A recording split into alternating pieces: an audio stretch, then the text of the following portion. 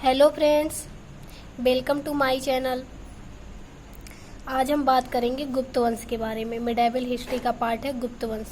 तो चलो गुप्त वंश के बारे में हम फैक्ट को देखेंगे। मिडाइवल नहीं होगा, मेडिवल होगा। मध्यकालीन भारत। स्पेलिंग कहाँ हुआ है उनमें? तो देखो, गुप्त राजवंश की स्थापना श्रीगुप्त ने की थी। गुप्त राजवंश की स्थापना किसने की थी? तो ये पूछा जाएगा गुप्त राजवंश की स्थापना किसने की थी? तो गुप्त राजवंश की स्थापना श्रीगुप्त ने की थी। कब की थी? तो 275 ईस्वी में। 275 ईस्वी में गुप्त राजवंश की स्थापना श्रीगुप्त ने की थी। अगला फैक्ट है, मौर्य काल के बाद गुप्त काल को भारतीय इतिहास का स्वर्णिम युग कहा जाता है। तो मतलब मौर्य काल को स्वर्णिम युग कहा जाता था, उसके बाद जो है ये गुप्त काल को भी भारत के इतिहास का स्वर्णिम युग कहते हैं। गुप्त काल को अभी हम जानेंगे कि स्वर्णिम युग इसे क्यों कहते हैं, आगे है।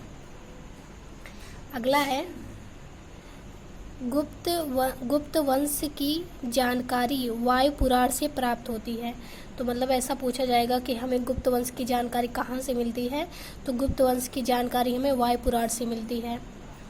और अगला है, गुप्त काल की राजकीय भाषा क्या थी? तो ऐसा पूछा जाएगा, गुप्त काल की राजकीय भाषा क्या थी? तो गुप्त काल की राजकीय भाषा थी संस्कृत। तो अभी हमने ऊपर क्या देखा था, ये देखे थे ना कि गुप्त राजवंश की स्थापना किसने की थी? तो श्रीगुप्त ने की थी 275 ईस्वी में। तो यही अब श्रीगुप्त के बारे में कुछ जानेंगे हम। तो देखो, श्रीगुप्त का शासनकाल कब से कब तक था? तो श्रीगुप्त का शासनकाल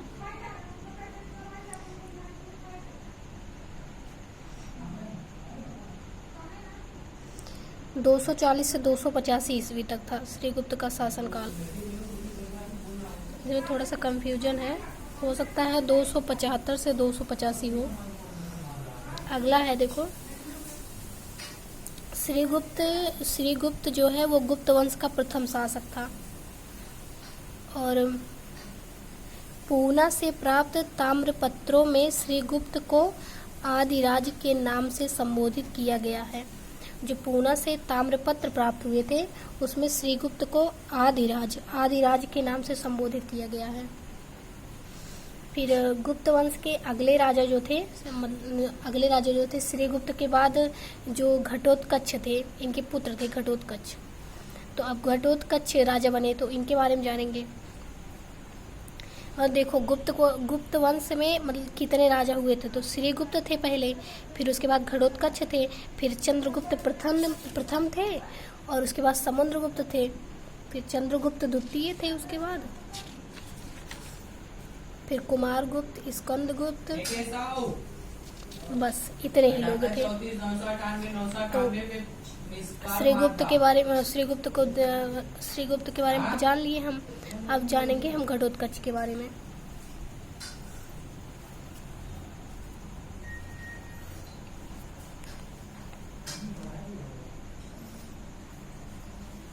घटोत्कच जो था वो श्रीगुप्त का पुत्र था।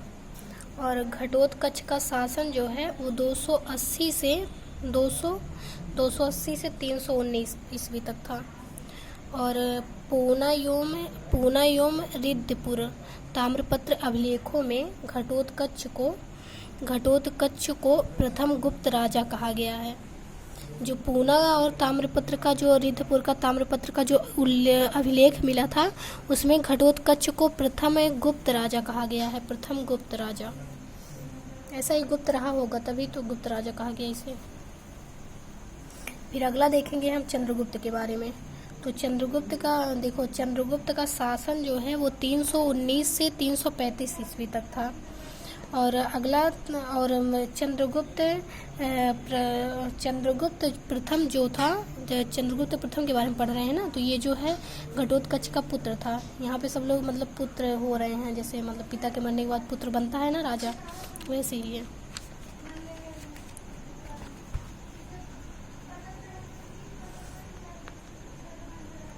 फिर देखो, चंद्रगुप्त प्रथम ने 319 और 320 ईस्वी में एक संवत चलाया था जिसे गुप्त वंश के नाम से जाना जाता है। चंद्रगुप्त प्रथम ने 319 और 320 ईस्वी में एक संवत चलाया था जिसे गुप्त संवत के नाम से जाना जाता है। और चंद्रगुप्त प्रथम महाराजा की उपाधि धारण करने वाला प्रथम गुप्त शासक था। मतलब इसके पहले जो 2 शासक बने थे उन्होंने महाराजा की उपाधि नहीं धारण की थी। तो ये चंद्रगुप्त प्रथम जब आया तो इन्होंने महाराजा की उपाधि धारण कर ली। तो ये महाराजा की उपाधि धारण करने वाला पहला गुप्त शासक बन गया। और जो है ये गुप्त काल में सर्वप्रथम सिक्कों का चलन भी चंद्रगुप्त प्रथम ने ही किया था।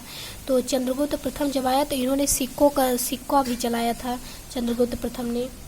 और चंद्रगुप्त प्रथम ने लिच्छवी की राजकुमारी कुमार देवी से विवाह किया था। लिच्छवी की राजकुमारी कुमार देवी से चंद्रगुप्त प्रथम ने शादी कर ली थी।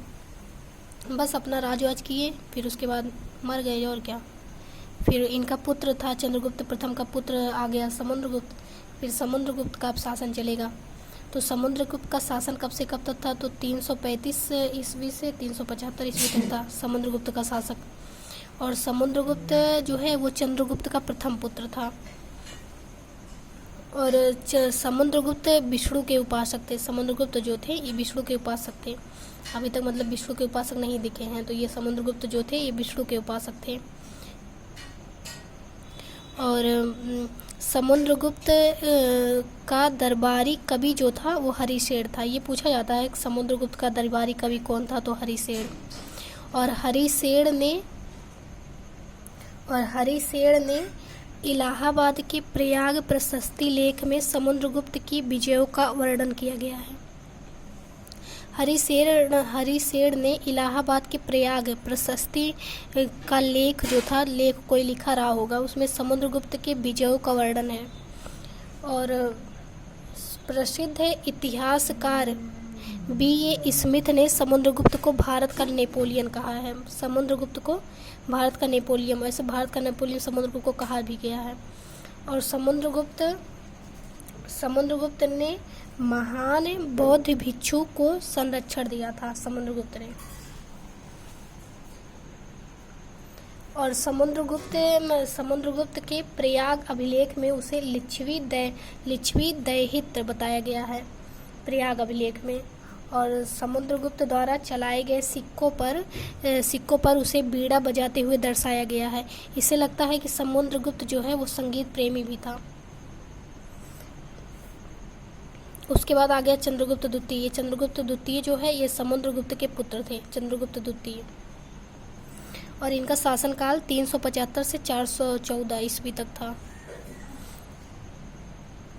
शकों पर विजय के उपलक्ष्य में चंद्रगुप्त द्वितीय ने चांदी के सिक्के चलाए तथा विक्रमादित्य की उपाधि धारण की। किसने धारण की थी विक्रमादित्य की उपाधि? तो चंद्रगुप्त द्वितीय ने। और चंद्रगुप्त द्वितीय को देवगुप्त, विक्रमादित्य और शक विजेता के नाम से भी जाना जाता है, क्योंकि शकों पर विजय प्राप्त किए थे इसलिए शक विजेता कहा जाएगा। और इन्हें देवगुप्त विक्रमादित्य भी कहा जाता है।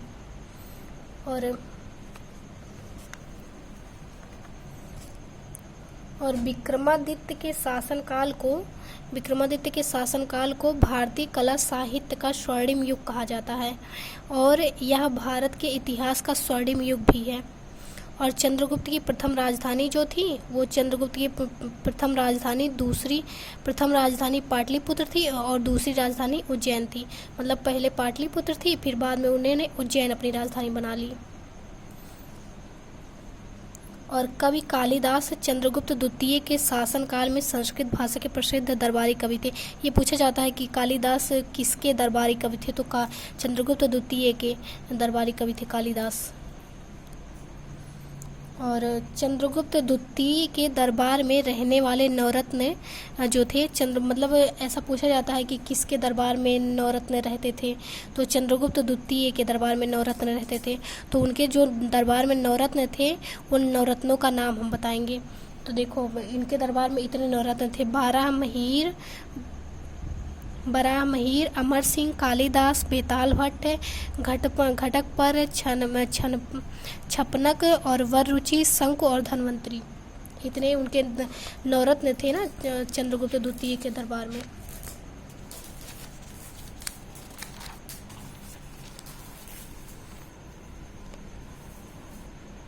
और कवि कालिदास जो थे, जो कवि कालिदास थे, कवि कालिदास को नवरत्नों में प्रधान माना जाता था। उनके यहाँ जो नवरत्न थे उसमें प्रधान थे कालिदास जी। और धन्वंतरी प्रसिद्ध आयुर्वेदाचार्य थे, जिन्हें आयुर्वेद का वैद और चिकित्सा का भगवान कहते थे। उनमें जो धन्वंतरी थे ना, अभी देखा उसमें धन्वंतरी जो थे वो आयुर्वेदाचार्य थे और इन्हें चिकित्सा का भगवान भी कहते थे उस समय। और महरौली का लौह स्तंभ गुप्त शासक चंद्रगुप्त ने बनवाया था। जो महरौली में जो लौह स्तंभ है उसे गुप्त शासक चंद्रगुप्त ने बनवाया था। और चीनी यात्री फाहियान जो है वो चंद्रगुप्त द्वितीय के शासनकाल में भारत आया था। ये पूछा जाता है अक्सर, मतलब बहुत बार पूछा गया है कि चीनी यात्री फाहियान किसके शासनकाल में भारत आया था, तो चंद्रगुप्त द्वितीय के शासनकाल में भारत आया था। और चांदी के सिक्के चलाए थे, मतलब ये चंद्रगुप्त द्वितीय जो हैं ये चांदी के सिक्के चलाए थे और इन्हें रुपया कहते हैं। रुपया बहुत काम किए थे, मतलब ये चंद्रगुप्त द्वितीय।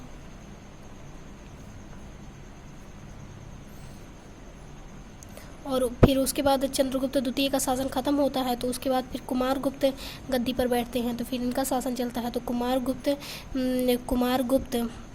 के बारे में देखेंगे तो कुमारगुप्त का शासन जो है 415 ईस्वी से 415 से 455 तक चलता है कुमारगुप्त का शासन। और चंद्रगुप्त, ये जो कुमारगुप्त हैं ये चंद्रगुप्त द्वितीय के पुत्र थे। तो कुमारगुप्त प्रथम ने अश्वमेध यज्ञ कराया तथा महेंद्रादित्य की उपाधि धारण की थी। अभी तक अश्वमेध यज्ञ किसी ने नहीं करवाया था, तो कुमारगुप्त ने अश्वमेध यज्ञ करवाया था और महेंद्रादित्य की उपाधि धारण की थी कुमारगुप्त ने। और कुमारगुप्त के शासन काल में नालंदा विश्वविद्यालय की स्थापना हुई। तो देखो नालंदा विश्वविद्यालय, ये तो इम्पॉर्टेंट ही है, हमेशा पूछा जाता है ना नालंदा विश्वविद्यालय की स्थापना कब हुई थी। तो नालंदा विश्वविद्यालय की स्थापना कुमारगुप्त के शासन काल में हुई थी। कुमारगुप्त चंद्रगुप्त के पुत्र थे, चंद्रगुप्त द्वितीय के। फिर उसके बाद फिर कुमारगुप्त के जाने के बाद मतलब अब इनका शासन खत्म हुआ। फिर इनके पुत्र जो थे स्कंदगुप्त, ये राजा बनेंगे। स्कंदगुप्त कुमारगुप्त के पुत्र। तो अब स्कंदगुप्त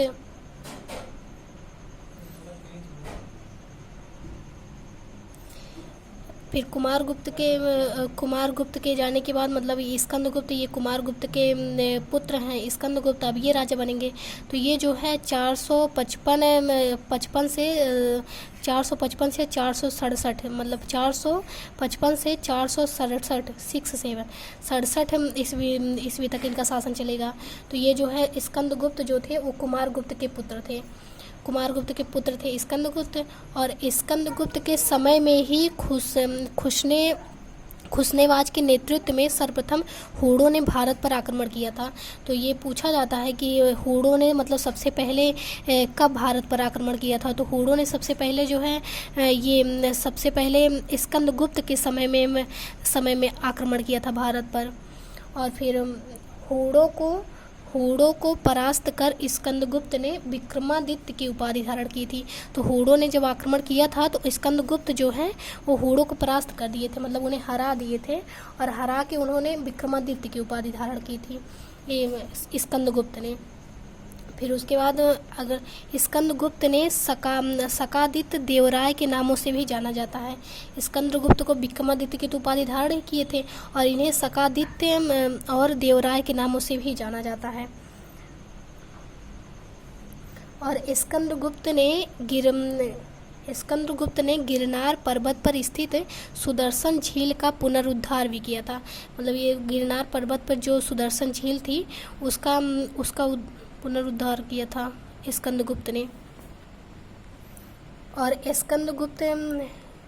स्कंदगुप्त ने पर्णदत्त को सौराष्ट्र का गवर्नर नियुक्त किया था।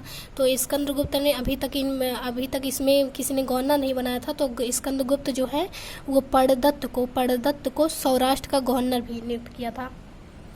और गुप्त वंश का अंतिम शासक विष्णुगुप्त अथवा भानुगुप्त को माना जाता है तथा स्कंदगुप्त गुप्त वंश का अंतिम प्रतापी शासक था। मतलब जो स्कंदगुप्त था यही जो है यही इतिहास में इन्हीं का नाम है अंतिम शासक, मतलब शक्तिशाली शासक यही थे। इसके बाद और भी शासक आए थे, फिर उनका ज़्यादा कुछ था नहीं, तो इसलिए अंतिम प्रतापी शासक यही थे, स्कंदगुप्त ही थे। और उसके बाद और भी लोग आए रहे होंगे, जैसे अंतिम शासक विष्णुगुप्त अथवा भानुगुप्त को माना जाता है तथा स्कंदगुप्त जो है वो गुप्त वंश के अंतिम शासक थे, अंतिम प्रतापी शासक थे। तो गुप्त वंश के बारे में इतना ही मतलब पूछा जाता है, यहाँ यहीं तक आता है स्कंदगुप्त के बारे में ही, और इन लोगों के बारे में ज़्यादा नहीं रहता। तो अब हम देखेंगे गुप्त वंश की मतलब जितनी भी कहानी थी हम सब बता दे रहे हैं आपको। तो देखो गुप्त वंश, अब फिर देखेंगे हम गुप्त काल का प्रसिद्ध मंदिर। गुप्त काल में मतलब उसको स्वर्णिम कहा जाता है ना भारतीय इतिहास का, तो इसलिए बहुत सारे अच्छे काम हुए थे तो गुप्त वंश में। तो गुप्त वंश का हम गुप्त काल के प्रसिद्ध मंदिर के बारे में बात करेंगे अब। तो देखो गुप्त काल में का प्रसिद्ध जो मंदिर था वो विष्णु मंदिर तिगवा जबलपुर मध्य प्रदेश में है। और शिव मंदिर जो है वो भूमरा नागौद मध्य प्रदेश में वो भी है। और पार्वती मंदिर नचना कुठार ये भी मध्य प्रदेश में है। और दशावतार मंदिर ईंटों से निर्मित है, ये देवगढ़ झांसी में है। ये दशावतार मंदिर ये फेमस है, मतलब बहुत सारे लोग इसको जानते हैं दशावतार मंदिर, और ये पूछा भी जाता है दशावतार मंदिर। और ये देवगढ़ झांसी में है, उत्तर प्रदेश में, झांसी उत्तर प्रदेश में है ना इसलिए। और गुप्त काल के सोने के सिक्कों को दिनार कहा जाता था। ये पूछा जाता है कि कौन से काल के सोने के सिक्के को दिनार कहा जाता था, तो या फिर दिनार किस सिक्कों को कहा जाता था, तो गुप्त काल का जो सोने का सिक्का था उसे दिनार कहते हैं। और अजंता में निर्मित कुल 29 गुफाओं में वर्तमान में 6 गुफा ही शेष हैं, जिसमें गुफा संख्या 16 एवं 17 ही गुप्तकालीन है।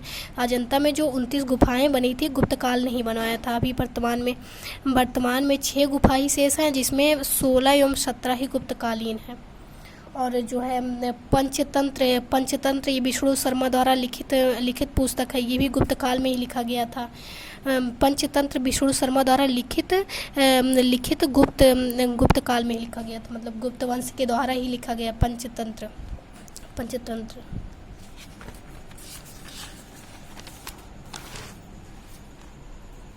और चंद्रगुप्त द्वितीय के दरबार प्रमुख